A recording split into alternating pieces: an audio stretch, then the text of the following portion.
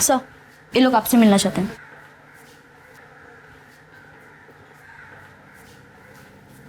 जी कहिए।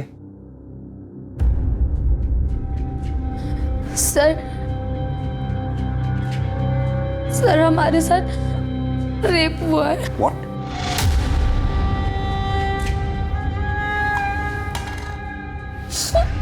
पानी पीजिए।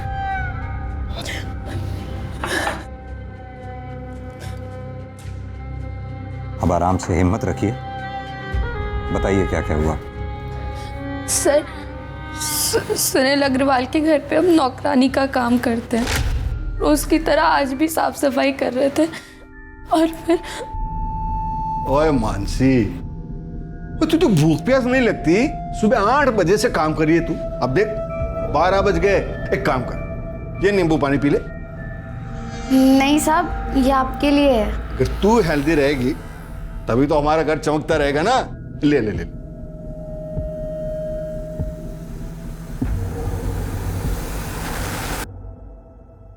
Very good. साहब मैं इसको किचन में रख के आती हूँ।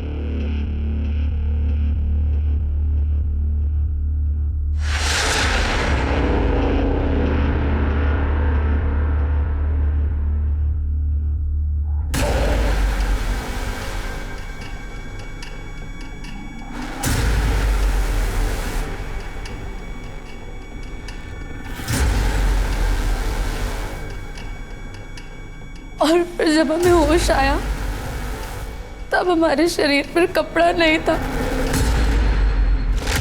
अच्छा, क्या आप इन्हें तुरंत पुलिस स्टेशन ले आए? इनका मेडिकल एग्जामिनेशन भी हो जाएगा। शर्मा मैडम, इन्हें हॉस्पिटल ले जाके इनका मेडिकल एग्जामिनेशन करवाइए। जी सर। पांडे सर, इनकी FIR लिख लो। और ये सुनील अग्रवाल, इसे जरा थाने बुलाओ।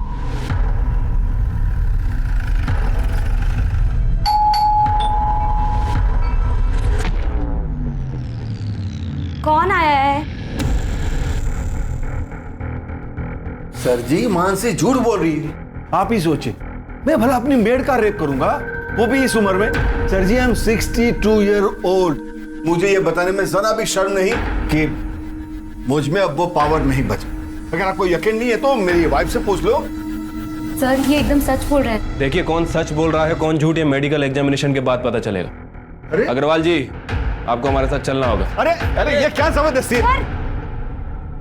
मिस्टर सुनील अग्रवाल और मानसी, आप दोनों की मेडिकल रिपोर्ट इस वक्त मेरे सामने है। मानसी की मेडिकल रिपोर्ट में साफ साफ लिखा है कि मानसी पहले से ही सेक्सुअली एक्टिव है। डॉक्टर्स का मानना है कि मानसी के प्राइवेट पार्ट्स में किसी भी तरह के सीमेन के कोई ट्रेसेस नहीं मिले। जहां तक मिस्टर सुनील अग्रवाल का सवाल है, उनकी मेडिकल रिपोर्ट के मुताबिक डॉक्टर्स का मानना है कि वो पेनिट्रेटिव सेक्स करने की क्षमता खो चुके हैं, यानी कि मेडिकली वो किसी का रेप नहीं कर सकते। सर, मैंने तो पहले ही कहा था, ये आजकल की मेड ऐसी होती है, मोटी पार्टी देखी नहीं कि पैसे अट्ठे के चक्कर में रेप तक के झूठे इल्जाम लगा देती है। क्या मतलब है आपका? मेरी बहन झूठ बोलेगी? हाँ, मेरे पति कभी किसी का रेप नहीं कर सकते। और ये, इसे तो वो बेटी की तरह मानते हैं। झूठ बोल रहे हैं ये दोनों मिलके।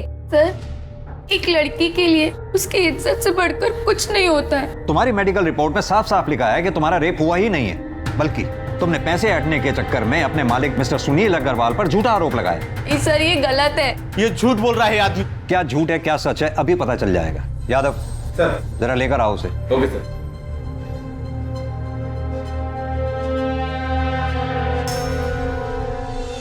तुम?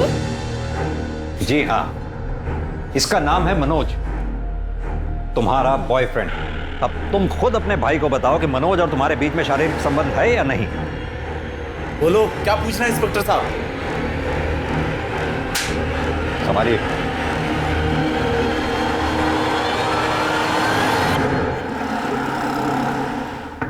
मानसी, दरवाजा खोलो। मानस, भैया ये सच है, हमारा मनोज के साथ रिश्ता है। पर ये भी सच है कि हमारा बलात्कार हुआ था, लेकिन आपने और पुलिस ने हमारी बात नहीं मानी, हमको ही गुनहगार बता दिया। अब हम नहीं जीना चाहते। आपकी बहन मानसी।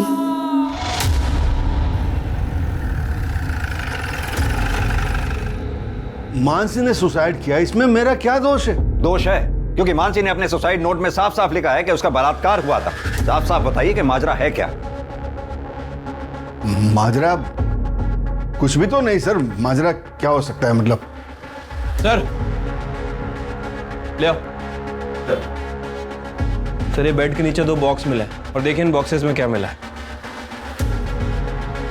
सेक्स टॉय भी रखा है सर। तो माजरा ये है, इससे आपने मानसी का रेप किया था। जवाब दीजिए। सर मेरे पति ऐसा किसी के साथ कर नहीं सकते सर। आप प्लीज चुप रहिए। इतना सब कुछ मिलने के बावजूद भी आप अपने पति की तरफदारी कर रही हैं। मेरे पति ऐसा कभी किसी के साथ कर ही नहीं सकते। आप शांत रहिए। हाँ, सारा कसूर मेरा ही है। मैं ही दोषी हूँ। मानसी ने मेरे कारण सुसाइड किया। I don't know responsible.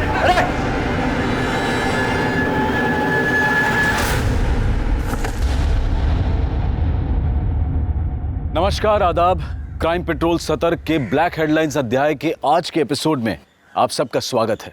जिन लोगों से हमारा व्यवहार होता है उन पर भरोसा करना लाजमी है, लेकिन भरोसा एक ऐसी चीज है जो बहुत सोच समझ कर करना चाहिए। मानसी ने सुनील पर भरोसा किया और उसका दिया हुआ शरबत पी लिया। नतीजा ये हुआ कि वो सुनील द्वारा अननेचुरल यानी कि अप्राकृतिक तरीके से किए गए रेप का शिकार बन गई। पुलिस को सुनील के घर पर वो 2 बैग मिलने पर सुसाइड करना इस बात को साबित करता था। ये एक अजीब केस था जहां पर पीड़ित और प्रताड़ित दोनों ने ही आत्महत्या कर ली थी। पुलिस के केस क्लोज करने के बाद भी ये मामला तकरीबन 1 महीने तक मीडिया में चर्चा और वाद विवाद का विषय बना रहा। शहर के समाज सुधारकों के एक खेमे ने सुनील अग्रवाल और मानसी गोस्वामी की आत्महत्या के लिए पुलिस को दोषी ठहराया, जिसे पुलिस महकमे ने बेबुनियाद बता दिया। इतने हो हल्ले और हंगामे के बाद ये केस यहां बंद हो चुका था, लेकिन क्या वाकई में ये इस केस का अंत था या फिर ये एक बड़े केस का एक छोटा सा हिस्सा था? ये भूख तो तूने मिटा दी मेरी। हाँ? अब मेरी पेट की भूख भी मिटा दे। मैं अभी ना कर रहा था। हाँ? अपनी उम्र के हिसाब से आपको भूख कुछ ज्यादा नहीं लगती साहब जी? ये मेरी तो काम वाली नहीं है, मेरी डॉक्टर भी है। तो इसी तरह मेरी भूख बढ़ाते रहे, मैं तेरी पगार बढ़ाता रहूं। हाँ? मैं अभी आया। हाँ? जल्दी आओ।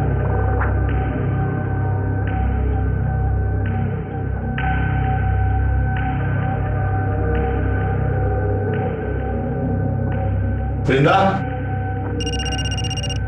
वृंदा,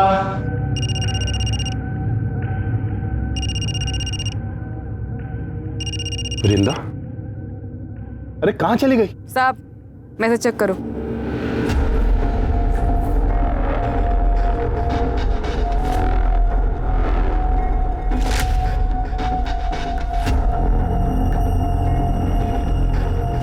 वीडियो क्यों बनाया तूने? और ये मुझे क्यों भेज रही है? तो 5 लाख, और अगर नहीं दिया ना तो तुम्हारी बिल्डिंग में वॉचमैन, धोबी, माली, हर एक फ्लैट वाले को ये वीडियो भेज दूंगी, समझा? अच्छा, तो तू 24 घंटे हैं तेरे पास, रखती हूँ।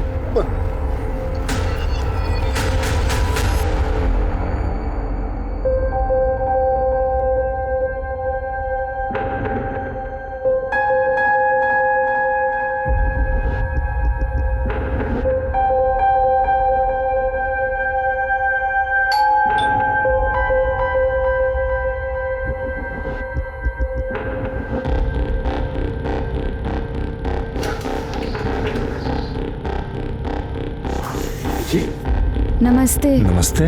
मैं करिश्मा। करिश्मा?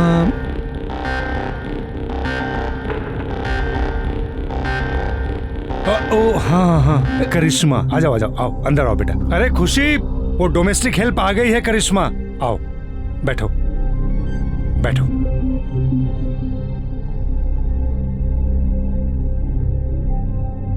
नमस्ते। नमस्ते नमस्ते, बैठो। देखो, काम मैंने फोन पे तुम्हें समझा दिया है, बस हम 2 लोग हैं। सर काम कब से शुरू करना है? वो हम सोच रहे थे आज से ही कर देते। वो क्या है ना, हमारी माँ हमारे रहते दूसरों के घर में काम करती, हमको अच्छा नहीं लगता। और वैसे भी हमारे भाई की भी तबीयत ठीक नहीं रहती, उसके पास कोई नहीं होता तो वो परेशान हो जाता है। मुझसे क्या पूछ रहे हो? भले घर की लगती है, रख लो। ठीक है बेटा, तुम आज से काम शुरू कर दो। थैंक यू साहब। अरे ऐसे आओ, मैं तुम्हें किचन दिखा दूं, आ जाओ।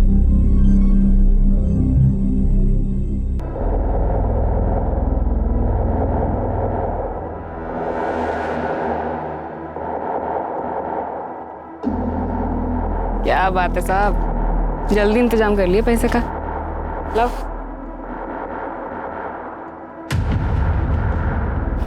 रब है ना, सब देख रहा है, तेरा भला नहीं होना कभी। ये पैसे मैंने अपने पोते की पढ़ाई के लिए रखे थे, समझी? बैंक पढ़ाई के लिए लोन बांट रही है, टेंशन मत लो आप। जाके पोते का ध्यान रखो, जाओ। अरे जाओ।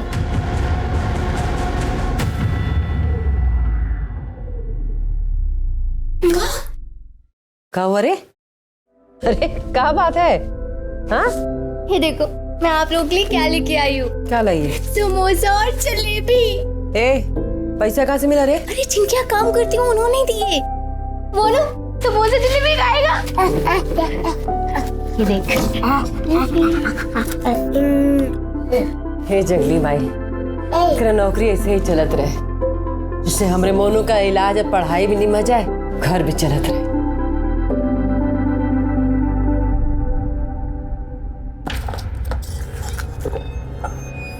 बस इतने? बाकी के पैसे कहाँ? इतने ही मिले। मामा से होशियारी है, बाकी के पैसे दे लो। इतने ही मिले मामा। मुझे पता है पैसे कहाँ। हाँ मामा इतने ही मामा। अच्छा दे रही।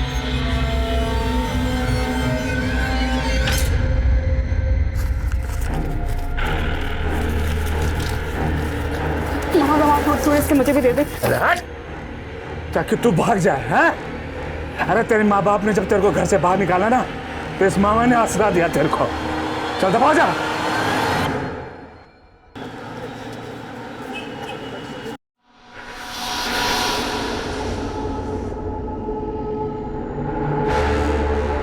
हाँ बस निकल रही हूँ मैं। आई। Okay bye. सुनो, कैसी लग रही हूँ मैं? बहुत अच्छी, हमेशा की तरह। ठीक है, मैं डॉली की किटी पार्टी में जा रही हूँ और मुझे आने में लेट हो जाएगा। हाँ बाय बाय।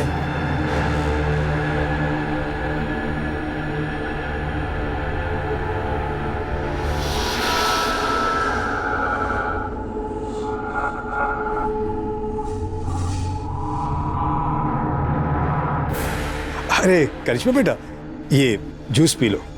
नहीं साहब। कितना काम करती हो तुम, इसके पीने से तुम्हें ताकत मिलेगी। लो बेटा लो। अरे लो, पियो। शाबाश।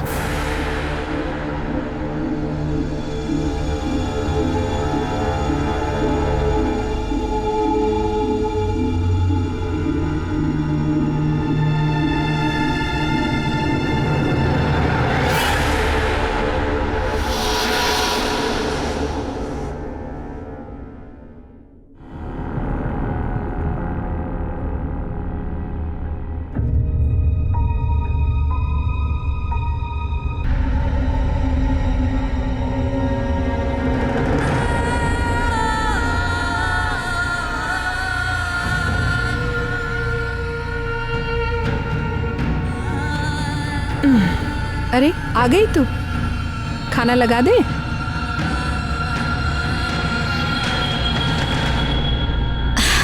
करिश्मा, क्या हुआ बेटा? तबीयत ठीक नहीं है का? चाय पिएगी? चाय बना दे। हाँ, हमारा कुछ भी खाने पीने का मन नहीं, हम कल से नौकरी पे नहीं जाएंगे। उन लोगों ने डांट दिया का? देख बेटा, अब जो लोग इतना सामान पैसा सब दे रहे हैं, अगर कभी कोई चार बात बोल दे ना, दिल पे मत लगा। देख, तू नौकरी छोड़ देगी तो फिर मोनू का क्या होगा? फिर जल्दी इतना अच्छा काम नहीं मिलता है बेटा। ये हमारी बात मानना, जो भी उन लोग कहे सब अनसुना कर दे, फिर ये सब ठीक हो जाएगा। तो काम पे नहीं जाएगी तो घर कैसे चलेगा रे?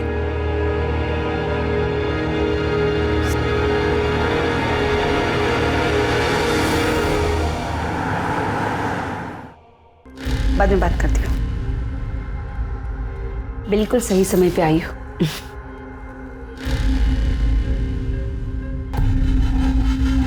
ये है तुम्हारा नया शिकार। कुछ दिन इसका पीछा करो, देखो ये सही समय पे किल ठोक दो। नमस्ते, मैं धीरे जरूर आऊँ। क्या लेंगे आप मालिक, चाय पानी? अरे नहीं, कुछ हाँ? तकलीफ मत कीजिए आप। ये आपका बेटा है? हाँ। बेटा जरा यहाँ आना। क्या मुस्तिकर साहब? ये लो बेटा, ये तुम्हारे लिए। हाँ, जा जा बाहर खेलो, जाओ। अब ये लीजिए बहन जी, ये आप लोगों के लिए कुछ गर्मा गर्म जलेबी और नमकीन है। और हाँ, ये आपके लिए साड़ी। हमारे लिए साड़ी? हाँ लीजिए। करिश्मा नजर नहीं आ रही। हाँ, करिश्मा घर पे ही है, हम अभी बुलाते हैं। करिश्मा। हाँ माँ। बेटा भाग क्या ना, देख तेरे मालिक आए हैं। कैसी हो करिश्मा? बेटा कल काम पे नहीं आई तुम? मालिक इसका ना तबीयत थोड़ा ठीक नहीं था, लेकिन कल से आएगी। हाँ कल से आएगी काम वो पे। तो ठीक है। करिश्मा के लिए मेरे पास एक बहुत अच्छा सा ऑफर है। क्या है बहन जी, वो बहुत अच्छा काम कर रही है, तो मैं सोच रहा हूँ कि इसे अपने बहू बेटे के पास दुबई भेज दूं। दुबई? अरे जरा सोचिए बहन जी, यहाँ का 20 रुपया मतलब वहाँ का 1 रुपया, मतलब उसकी पगार 20 गुना बढ़ जाएगी। और हर 3 महीने में हम उसे आपके पास भेज देंगे मिलने के लिए, और आपकी और आपके बेटे की देखभाल के लिए तो हम है ही यहाँ पर। कहिए क्या ख्याल है आपका? अच्छी ये लीजिए, ये एडवांस। मालिक आप तो देवता आदमी है। ऐसा कुछ नहीं। करिश्मा ये तो किस्मत है, इतने अच्छे आदमी के काम करने को मिला।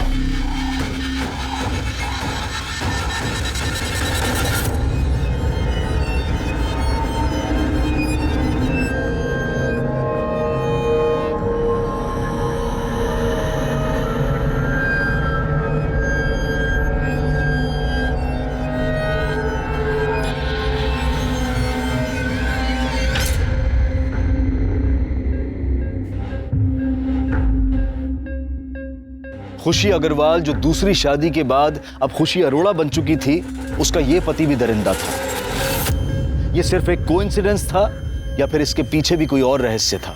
का सिलसिला कब खत्म हुआ? खुशी और वैशाली को करिश्मा के साथ हो रहे अत्याचार का पता चला भी या फिर नहीं?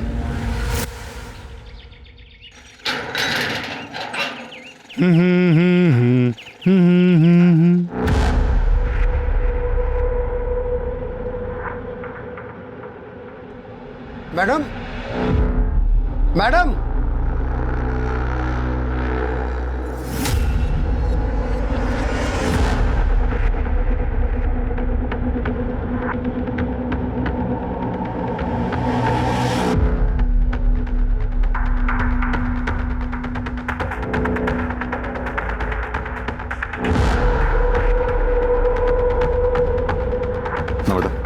चेक करो, देखो आप। सर ये देखिए, यहाँ काफी स्वेलिंग है, हो सकता है जोर से वार किया हो सकता है मौत इंटरनल इंजरी की वजह से हुई हो। और देखो अच्छी तरह से। सर टेरेस और बिल्डिंग के आसपास अच्छी तरह से छानबीन करवाओ, देखो कुछ मिलता है क्या। अगर कातिल ने कत्ल यहाँ किया है तो हो सकता है मर्डर वेपन यहीं कहीं उछाल के फेंका हो। सर आप लोगों में सबसे पहले किसने देखा भाई? सर मैंने। आपने बॉडी के आसपास कुछ देखा? नहीं सर, कुछ नहीं। आप लोगों में से कोई इसे पहचानता है क्या? नहीं सर। नमस्ते सर, मैं सोसाइटी का सेक्रेटरी हूँ। मैंने इन सबसे बात कर लिया, मगर हम में से किसी ने इस लड़की को इस सोसाइटी में कभी नहीं देखा। एक बात बताइए, आपके सोसाइटी में सीसीटीवी काम कर रहे हैं? हाँ जी सर। हमें पिछले 2-3 दिन के सीसीटीवी फुटेज चाहिए हो। मिल जाएंगे सर।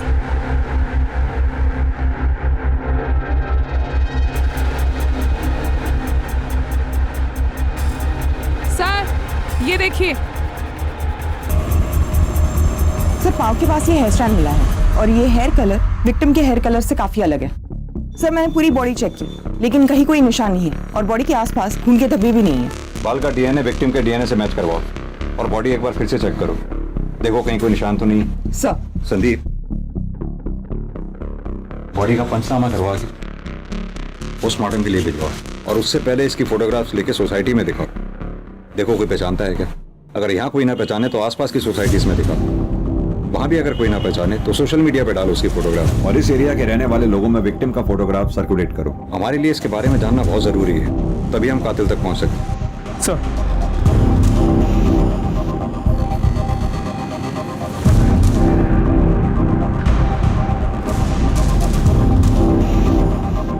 दोनों इसे पहचानते हो?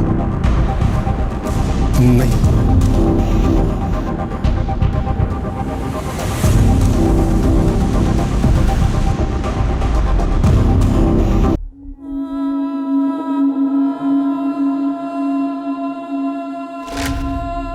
करिश्मा दरवाजा खोल बेटा। इसे खाना पीना छोड़ने से कोनो समस्या का हल नहीं निकलता। दीदी दीदी अगर तुम भी नहीं खाओगे तो हम भी नहीं खाएंगे। इसमें खोल दे बेटा।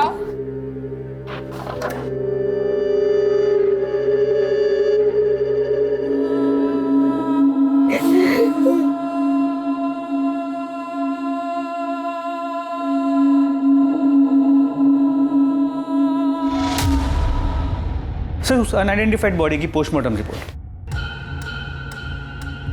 विक्टिम की मौत 13 तारीख को दोपहर 2:30 बजे से 4:30 बजे के बीच में हुई है, लेकिन इसकी इंफॉर्मेशन तो हमें अगले दिन 14 तारीख को सुबह 8 बजे मिली। कुछ समझ में नहीं आ रहा। भरी दोपहर में टेरेस पे मर्डर। सर ये बिलीवेबल नहीं लग रहा। मैंने सीसीटीवी फुटेज भी चेक किया लेकिन कुछ सस्पिशियस नहीं मिला। विक्टिम की मौत सिर पर कोई भारी चीज लगने की वजह से हुई है। संदीप, इतना तो तय ये एक्सीडेंट का मामला नहीं है। सर मैंने टेरेस, कैंपस, आसपास की बिल्डिंग्स में भी चेक किया लेकिन कुछ ऐसा नहीं मिला जिससे हम मर्डर वेपन कह सकें। विक्टिम प्रेग्नेंट थी, तकरीबन 5 महीने। सर बॉडी देखकर तो ऐसे नहीं लग रहा था। सर विक्टिम की बॉडी पे जो हेयर स्ट्रेंड मिला था उसका डीएनए विक्टिम से मैच नहीं करता है सर। ये देखिए। यादव जी, एक काम कीजिए, सोसाइटी में उस दिन 2 बजे से लेकर 5 बजे के बीच में जिन जिन लोगों की भी मूवमेंट हुई है सीसीटीवी कैमरा में उन सबको आइडेंटिफाई करो। पता लगाओ क्या उनमें से कोई भी विक्टिम के साथ कनेक्टेड था। Okay sir. सर उस बिल्डिंग में जितने भी लोग एक्सक्यूज मी सर, वेलकम। जी आइए। सर मेरा नाम आलोक, मैं आपसे एक जरूरी बात शेयर करना चाह रहा हूँ। प्लीज बैठिए पहले आप। जी थैंक यू सर। बताइए क्या जरूरी बात शेयर करनी है आप। ये जो लड़की है, मैं इस लड़की को जानता हूं सर। इस लड़की का नाम वृंदा चौहान, और सर ये मेरे वहां मेड का काम करती थी। सर वो इसने मुझे अपने सेक्स के जाल में फंसाकर मुझसे 5 लाख रुपए ब्लैकमेल के तौर पर रैंठे थे। आलोक जी, कहीं ऐसा तो नहीं कि विक्टिम के पेट में आप ही का बच्चा था? मैं तो उस लड़की से 1 महीने पहले ही मिला था। आप इस वृंदा चौहान के कांटेक्ट में आए कैसे? मेरे घर के लिए एक मेड की जरूरत थी तो मैंने मेड एजेंसी वालों को फोन किया। सहेली नाम की एक मेड एजेंसी थी, उन्होंने मेरा नंबर ये वृंदा चौहान को दिया था। आप अपना कांटेक्ट नंबर? जी। वृंदा चौहान का कांटेक्ट नंबर और वो जो एजेंसी का नाम बताया आपने, इसका कांटेक्ट नंबर नम्रता को लिखवा दीजिए। नम्रता जी नंबर ले लो इसका, आप जा सकते हैं। सर ये आलोक खुद होके आया तो है लेकिन इसकी हर बात पे हम विश्वास नहीं कर सकते। कहते तुम सही रहे हो संदीप।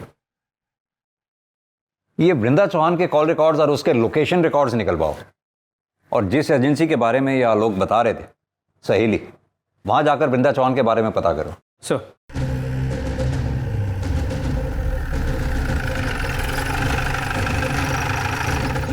वृंदा हमारी एजेंसी के साथ 7 महीने से जुड़ी हुई। 2 महीने किसी के यहाँ काम करने के बाद एक दिन रोते रोते मेरे पास। ठीक। ओह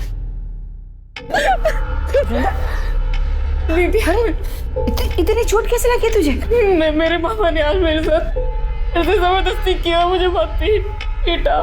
तुम अपनी माँ से बात क्यों नहीं करती? वो कुछ करेगी ना। मेरे मामा मुझसे बहुत नाराज है।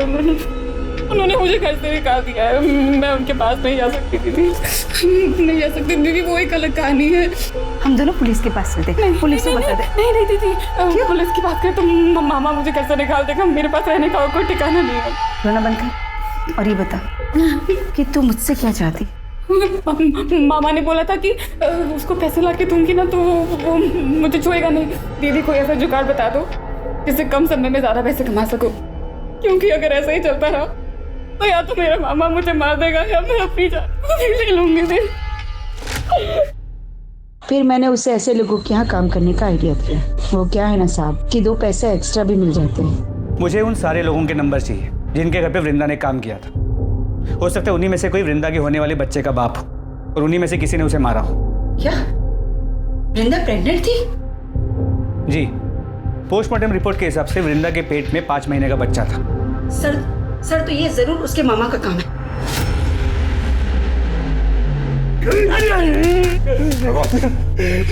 जनाब, जितना मारना मार लो जनाब, मैं सच कहता हूँ, मैंने इंदिरा के साथ जबरदस्ती जरूर की जनाब, लेकिन मैंने उसका खून नहीं किया। जबरदस्ती की? जनाब जैसे तू जबरदस्ती कर रहा है, इसे जबरदस्ती नहीं रेप कहते हैं। बता, 13 तारीख को दिन में 2:30 बजे से लेकर 5:30 बजे तक कहाँ था? जनाब, उस दिन मैं ट्रक में सामान लेके हरिद्वार गया था। आप चाहो तो सिंह कंपनी में फोन करके पूछ लो। आइए जनाब। हमें सिखाएगा तू? वो जब इंदिरा जिन बुड्ढों को चूना लगाती थी, उनमें से किसी ने मारा होगा जनाब।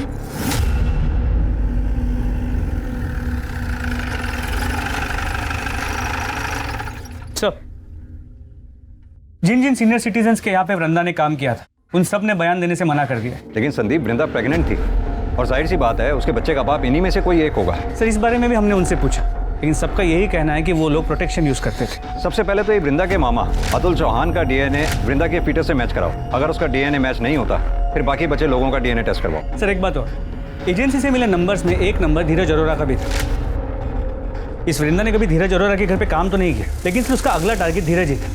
पर हमें वृंदा की बॉडी भी धीरज की बिल्डिंग से ही मिली है। सर, हमने उन दोनों से फिर से पूछताछ की, लेकिन उन्होंने वृंदा को पहचानने से साफ मना कर दिया। मुझे वो 13 तारीख की सीसीटीवी फुटेज दोबारा चेक करें। सर, ये देखिए, 3:30 बजे वृंदा चौहान बिल्डिंग में घुसती है। एक मिनट नम्रता, पॉज करना, जूम करना जरा। खुशी अग्रवाल। सर, आप इसे जानते हैं? तुमने इससे पूछताछ की थी?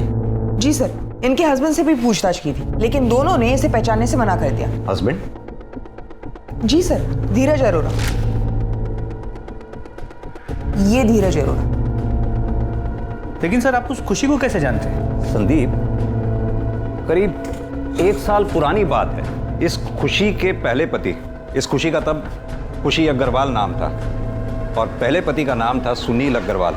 सुनील अग्रवाल के ऊपर उनके काम वाली ने बलात्कार का आरोप लगाया था और जब हम उनके घर में बयान की पुष्टि के लिए पहुंचे तो सुनील अग्रवाल का यह कहना था, मुझे यह बताने में जरा भी शर्म नहीं कि मुझ में अब वो पावर नहीं बचा। हमें यह भी पता चला कि उस काम वाली का एक बॉयफ्रेंड भी था। हमने सोचा हो सकता है कि उस काम वाली ने पैसे ऐंठने के लिए अपने मालिक पर झूठा आरोप लगाया हो। और हैरानी वाली बात यह है कि उस काम वाली ने आत्महत्या कर ली। उससे भी ज्यादा हैरान करने वाली बात यह थी कि उसने अपने सुसाइड नोट में कंफर्म किया कि उसके साथ बलात्कार हुआ था और बलात्कारी कोई और नहीं, वो खुशी अग्रवाल का पहला पति सुनील अग्रवाल ही था। हम उसके बयान की पुष्टि के लिए फिर उनके घर पे गए और छापेमारी के दौरान हमें उन दोनों के घर से सेक्स टॉयज मिले। उन दोनों को थाने लेके आओ। खुशी जी, हम कुछ समय पहले भी मिल चुके हैं। तब आप खुशी अग्रवाल हुआ करती थी और आज खुशी अरोड़ा। कुछ याद है आपको? जी सर। आज आप सेकंड मैरिज करके मूव ऑन कर गई, अच्छी बात है। Thank you sir. मिस्टर धीरज, आपका मानना है कि आप वृंदा चौहान को जानते ही नहीं? जी, जबकि वृंदा जिस एजेंसी में काम किया करती थी उस एजेंसी के मुताबिक आपने किसी काम वाली के लिए वहां रिक्वायरमेंट दी थी और उस एजेंसी का यह कहना है कि वृंदा आपके घर में काम करने वाली थी। जैसा कि वृंदा हर मर्द को हनी ट्रैप करके ब्लैकमेल किया करती थी, शायद आपको भी वो करने वाली थी या फिर हो सकता है किया हो। कहीं ऐसा तो नहीं ये बात आपको पता चली हो और आपने वृंदा का मर्डर कर दिया हो? आप क्या कह रहे हैं सर? मैं वृंदा को जानता तक नहीं था। इनफैक्ट आज से पहले उसका नाम भी नहीं सुना था मैं। हाँ, हर एजेंसी को हमने कांटेक्ट किया था मेड की रिक्वायरमेंट के लिए, अपने डिटेल्स भी छोड़े थे वहां, पर हाल फिलहाल हमें मेड की कोई रिक्वायरमेंट नहीं थी। नमिता, जरा धीरज जी को दिखाओ।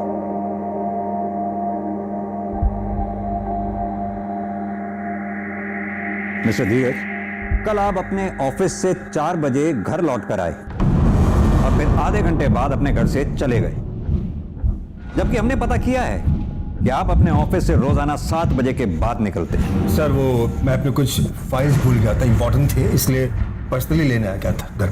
और खुशी जी, आप कल अपने घर से 3:45 पे निकली और ठीक 10 मिनट बाद 3:55 पर घर लौट कर आ गई। सर, ऐसी कोई बात नहीं है, मैं बस पैसे विड्रॉ करने गई थी वहां से। और आप स्टेटमेंट चेक कर लीजिए बैंक का, सीसीटीवी फुटेज होगा, आप वो चेक कर लीजिए। खुशी जी, ये एक अजीब सा इत्तेफाक नहीं है? 1 साल पहले भी जब हम मिले थे तब भी जुर्म आपके इर्द गिर्द ही हुआ करते थे और आज भी ठीक वही सिचुएशन है। सर, इसे मेरी बुरी किस्मत समझ लीजिए या फिर कोइंसिडेंस। ठीक है, फिलहाल आप दोनों जा सकते हैं। Thank you.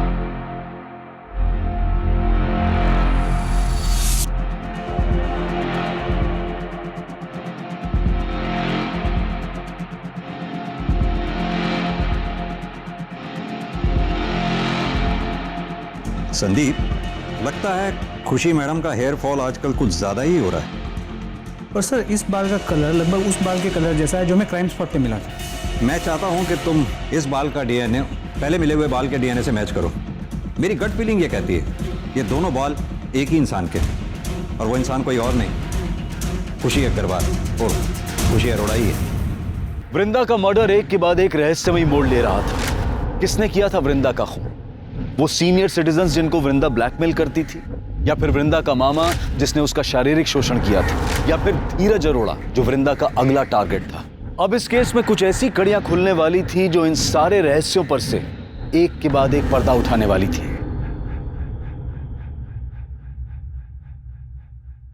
सर, वृंदा के मामा अतुल चौहान का डीएनए वृंदा के पेट की फीटस के डीएनए के साथ मैच करता है। रिपोर्ट। यानी वृंदा के मामा के पास वृंदा को मारने का मोटिव था, लेकिन बिल्डिंग के उस सीसीटीवी फुटेज में ये मामा कहीं दिखाई नहीं दिया। वृंदा की बॉडी के पास जो हेयर स्टैंड मिला था उसके डीएनए रिपोर्ट का क्या हुआ? वो नम्रता लेके आ रही है। सर, वृंदा की बॉडी के पास जो हेयर स्टैंड मिला उसका डीएनए खुशी के डीएनए से 100% मैच करता है। ये देखिए। ये खुशी शक्ल से जितनी भोली दिखती है उतनी भोली है नहीं। एक काम करो, ये खुशी के घर का सर्च वारंट निकालो। सर, मैं वही चेक कर रहा हूँ, थोड़ी देर में फोन करता हूँ ना आपको। ओके। खुशी, मैं देखती हूँ। पूरे घर की अच्छे से तलाशी लो। सर, ये क्या हो रहा है सर? आप हमें अपना काम करने दीजिए।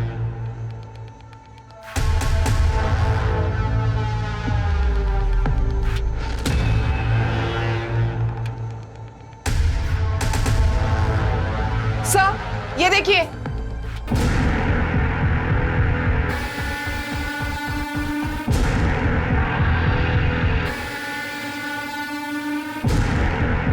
ये इस पिक में लड़की कौन है? यही रहती है? सर, हमने इसे अडॉप्ट किया है। पहले यही रहती थी, अब मेरे बेटे के साथ दुबई में रह रही है। नाम क्या है इस लड़की का? करिश्मा।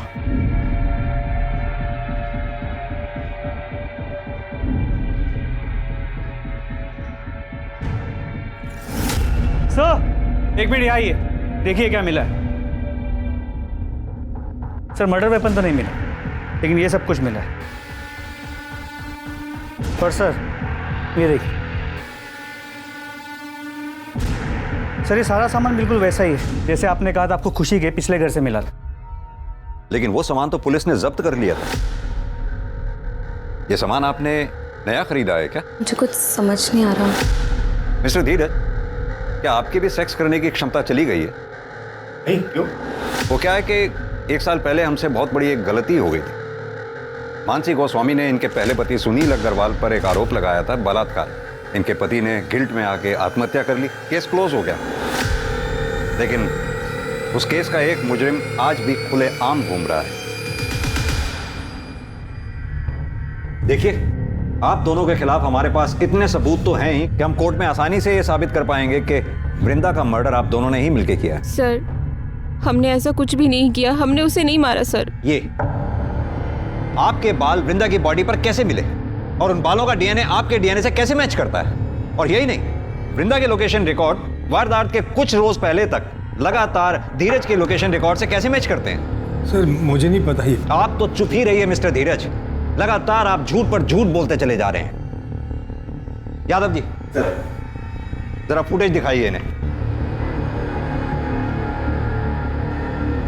इस फुटेज में जो लड़की दिखाई दे रही है करिश्मा, आपने ये कहा कि आपकी अडॉप्टेड बेटी है और वो दुबई में रहती है, तो फिर कैसे इस फुटेज में आपकी बिल्डिंग से वो निकलते हुए दिखाई दी और कहां जा रही थी वो?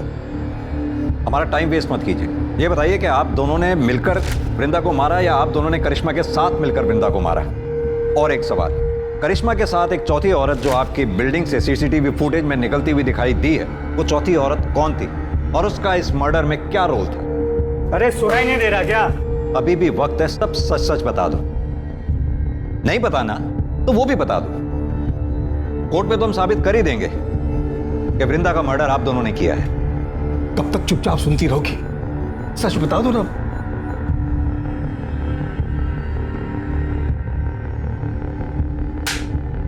तुम्हारे पास फालतू का टाइम होगा, हमारे पास नहीं। बोलो। सर, हमने वृंदा को नहीं मारा, उल्टा वो हमें फॉलो कर रही थी, वो हमें ब्लैकमेल कर रही थी सर। और वो धीरज को फॉलो करते करते मुझ तक पहुंची। उसने हम दोनों को साथ देखा और उससे पता चल गया था कि हम दोनों पति पत्नी हैं। जब धीरज नहीं थे, उनके एब्सेंस में वो घर भी आई थी। तुम अपने बचपन के पैर को अंदर नहीं बुलाएगी? तुम यहाँ क्या करने आई हो?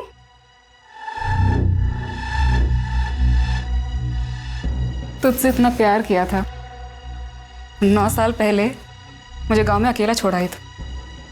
सारे गांव वालों ने मेरा सर मुंडवा दिया, माँ बाप ने घर से निकाल दिया, अम्मा ने मेरा रेप किया। ये अच्छा है, मेरी जिंदगी खराब करके अय्याशियाँ कर रही है। तो क्या चाहती है? 1 लाख रुपए। किस बात के 1 लाख रुपए? तेरे पति को बताऊं तेरे बारे में? खोलूं तेरी बोल? हवा टाइट हो गई तेरी। कहाँ से लाऊं मैं 1 लाख रुपए? घर पे रखे होते 1 लाख रुपए। बाजू में ATM है और तेरे पास 2-3 अकाउंट तो होंगे ना। तो एक काम कर, सारे अकाउंट से थोड़े-थोड़े पैसे निकाल के 1 लाख रुपए दे दो। मौसी हूँ तुम्हारे मुंह पर ला करके 1 लाख रुपए।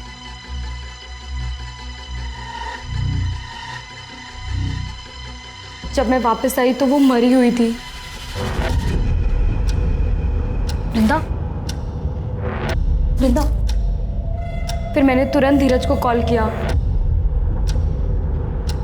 क्या बात है, क्यों बुलाया मुझे? जब मैं घर पहुंचा तो मैंने देखा कि वृंदा मरी पड़ी थी। अब खुशी ने मुझे सारी कहानी बताई तो हम दोनों ने मिलकर उसकी लाश को कमरे में छुपा दिया और मैं ऑफिस चला गया। मुझे पता था सर कि हमारी बिल्डिंग का टेरेस खुला रहता है। रात को हम दोनों ने इसकी लाश को सीढ़ियों के रास्ते से टेरेस पर रख दिया। कहानी अच्छी सुनाई आपने मिस्टर धीरज। चलिए एक बार को मान भी लिया जाए कि आप लोगों ने वृंदा को नहीं मारा। मेरा सवाल अब भी वहीं का वहीं है, वो चौथी औरत जो करिश्मा के साथ सीसीटीवी फुटेज में आपकी बिल्डिंग से बाहर निकलती देखी गई, वो औरत कौन थी और उस औरत का इस मर्डर में क्या रोल था? खुशी, छुपाने में नुकसान है हमारा, सच बता दो। सर मैं बताता हूं, करिश्मा और उसकी माँ वैशाली ने ही वृंदा को मारा है। बर्तन चौका करने वाले गरीब लोग हैं साहब, हम क्या किसी को मारेंगे? यही मरदवा हम होंगी, यही दोनों हत्यारे हैं। तो ये लोग का बस चलता ना तो हमारी करिश्मा को भी मार देते ये लोग। देखिए, आप जो भी कहना चाहती हैं साफ साफ कहें। सर, इन लोगों ने हमें कोई अडॉप्ट नहीं किया था, हम इनके यहाँ नौकरानी का काम करते थे। उन्होंने माँ से झूठ बोला कि अपने बेटे के पास दुबई भेज रहे हैं, लेकिन हमें अपने घर में कैद रखा।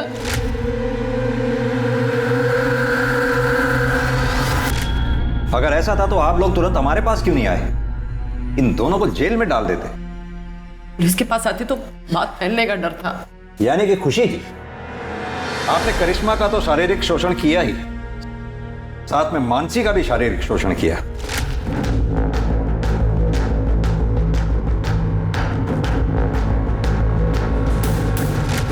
इतना ही नहीं, इस कुकर्म में आपके दोनों पति बराबर के भागीदार थे। पहला पति सुनील अग्रवाल, वो आपको ये कुकृत्य करते हुए देखता था, और आपका दूसरा पति मिस्टर धीरज अरोड़ा इस कुकर्म में आपके बराबर के भागीदार थे। आईपीसी की धाराओं की लंबी लिस्ट लगेगी आप दोनों की। ये बताइए कि वृंदा को क्यों मारा आप लोगों ने? हमने उसे नहीं मारा सर, यही दोनों ने मारा है। हम कैसे करेंगे उन लोगों का मर्डर? हम जब वहां पहुंचे, करिश्मा करिश्मा करिश्मा, जब हमको चुपके से फोन करके इन लोगों को सारा सच्चाई बताई, हम करिश्मा को लेने के लिए इन लोग के फ्लैट पे पहुंचे। करिश्मा तो औरत पहले से मर चुकी थी। झूठ बोल रही है ये दोनों। मैं मानती हूँ सर कि मैंने बचपन में उसे सताया होगा, लेकिन अब ऐसा नहीं था। मैं प्रायश्चित करना चाहती थी और इसीलिए ना मैं उसे पैसे देने चाहती थी सर, लेकिन इन दोनों माँ बेटियों ने मिलकर उसे पहले से ही मार दिया था। साहब प्रायश्चित करके ना इटालियन नौटंकी कर रहे नौटंकी। सर ये झूठ। ये केस उलझता ही जा रहा था। इस रेप और मोलेस्टेशन केस में ये तीसरी मौत थी। पहले मानसी और सुनील का सुसाइड और अब वृंदा का मर्डर। क्या कातिल इन्हीं लोगों में से था या फिर कोई ऐसा जो अब तक पुलिस की नजर से बचा हुआ था? संदीप, हो ना हो कत्ल इन चारों में से ही किसी एक ने किया है। हो सकता है खुशी ने वृंदा को मारा हो और फिर धीरज को फोन करके बुलाया हो वृंदा की लाश को ठिकाने लगाने के लिए, या फिर यह भी हो सकता है वृंदा के डर से खुशी ने धीरज को फोन करके बुलाया हो और उन दोनों ने मिलकर वृंदा को मार दिया हो। कौन हो तुम? कौन हो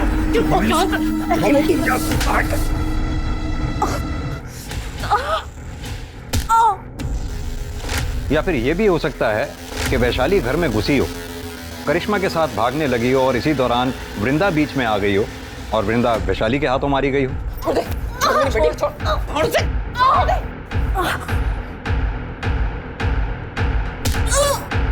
कुछ समझ नहीं आ रहा है संदीप। सर, वृंदा मर्डर केस में एक इंटरेस्टिंग चीज सामने आई है। सर, मैंने वारदात के एक दिन आगे पीछे की बिल्डिंग की सीसीटीवी फुटेज निकाली तो उसमें ये धीरज काला पॉलिथीन लेके जाते हुए दिखाई दे रहा है। देखने से तो उसका टिफिन लग रहा है। सर, मुझे भी ऐसा ही लगा था, इसलिए मैंने उसी वक्त की बिल्डिंग के आगे के रोड की सीसीटीवी फुटेज निकलवाई तो ये धीरज ये काला पॉलिथीन उस डस्टबिन के पास फेंक रहा था। नम्रता, एक काम करो, अपनी टीम में से किसी को भी इस स्पॉट पे इमीडिएटली भेजो। हो सकता है ये पॉलिथीन अभी भी वहीं हो। जी सर।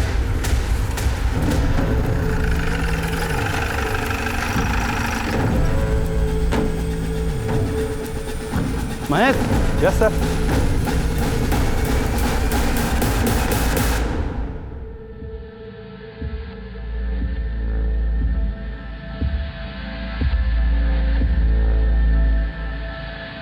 सर, ये बैग मैंने फेंका जरूर था, वृंदा को मैंने नहीं मारा सर, ना ही खुशी ने मारा। फिलहाल तो आप चारों में से जिसने भी वृंदा को मारा है बहुत जल्द पता चल जाएगा, क्योंकि हमारा फिंगरप्रिंट एक्सपर्ट उस गुलदस्ते की जांच पड़ताल में लगे हुए हैं। अभी भी टाइम है, आप में से जिस किसी ने भी वृंदा को मारा है शराफत से कबूल कर ले।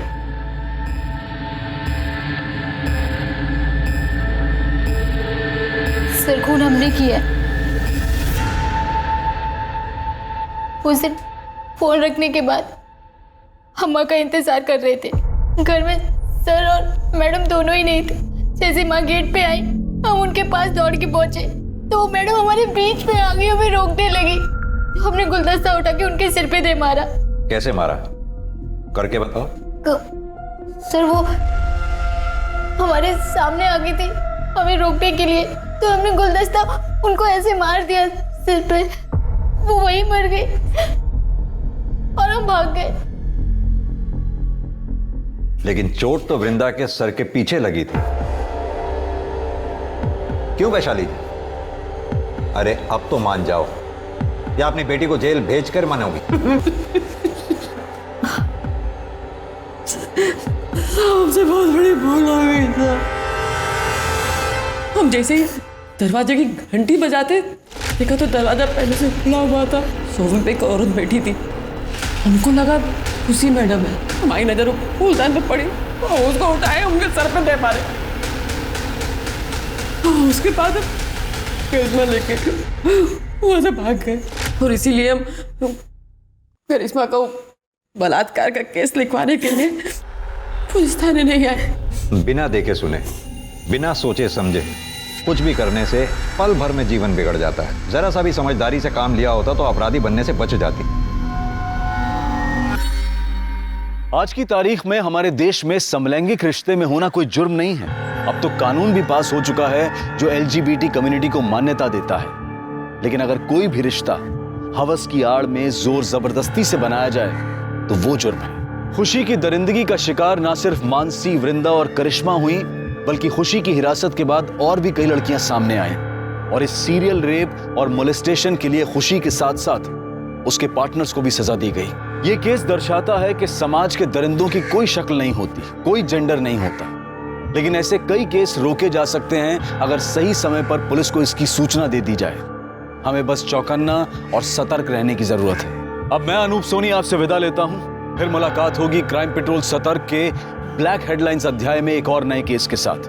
और याद रखें, क्राइम और आपके बीच में सिर्फ इतना फर्क है कि आप कितने सतर्क हैं। सतर्क रहें, सुरक्षित रहें।